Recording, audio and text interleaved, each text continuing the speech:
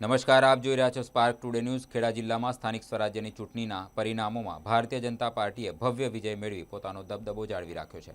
નડિયાદ મહાનગરપાલિકા, જિલ્લા પંચાયત, વિવિધ નગરપાલિકાઓ અને તાલુકા પંચાયતોમાં ભાજપના ઉમેદવારોનો વિજય થતા નડિયાદ સ્થિત જિલ્લા ભાજપ કાર્યાલય કમલમ ખાતે ફટાકડા ફોડી અને અબીલ ગુલાલની છોડો વચ્ચે મીઠાઈ વહેંચી વિજયોત્સવ મનાવવામાં આવ્યો હતો। અત્રે ઉલ્લેખનીય છે કે નડિયાદ કોર્પોરેશનમાં પ્રથમ વખત ભાજપે 52 બેઠકોમાંથી 51 બેઠક મેળવી ઐતિહાસિક જીત હાંસિલ કરી છે।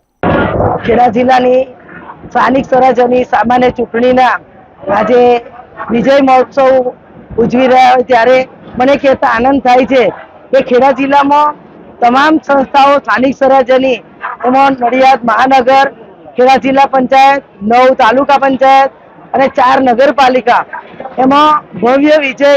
પ્રાપ્ત થયો છે। ખેડા જિલ્લામાં જે પ્રકારે મતદારોએ ભારતીય જનતા પાર્ટી પર વિશ્વાસ મૂક્યો છે એ મને જોતા લાગે છે કે ભારતીય જનતા પાર્ટીની સરકારે જે વિકાસ કર્યો છે એ વિકાસને જોઈને મત આપ્યા છે, જેના લીધે નડિયાદ મહાનગરમાં 52માંથી 51,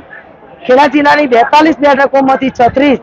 અને તાલુકા પંચાયતની 9 તાલુકા પંચાયતમાં બહુમતી સાથે અમારી બોર્ડ બેસવાનું છે।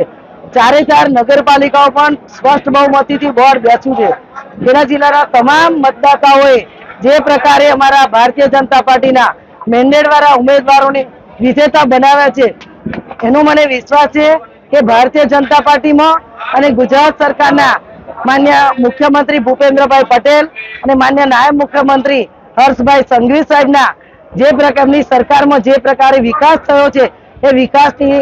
નીતિને જોઈ અને મત આપ્યો છે। જે પ્રકારે ગુજરાતના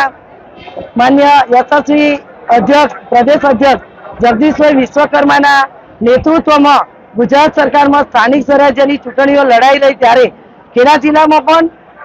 જે બૂથ સુધીનું માઇક્રો મેનેજમેન્ટ કરી અને ખેડા જિલ્લાના તમામ કાર્યકર્તાઓએ, ખેડા જિલ્લાના તમામ ધારાસભ્યશ્રીઓએ ખૂબ મહેનત કરી અને અમે ટીમ વર્કથી તમામ ઉમેદવારોને વિજેતા બનાવવામાં પ્લાનિંગ કર્યું, જેના કારણે આજે ખેડા જિલ્લાની બધી જ સંસ્થાઓમાં ભગવો લહેરાયો છે। એટલે આજે અહીંયા વિજય મહોત્સવમાં અહીંયા વિજેતા ઉમેદવારોને અભિનંદન આપવા માટે અને આવકારવા માટે ખેડા જિલ્લાના બધા ધારાસભ્યશ્રીઓ, અમારા પ્રભારી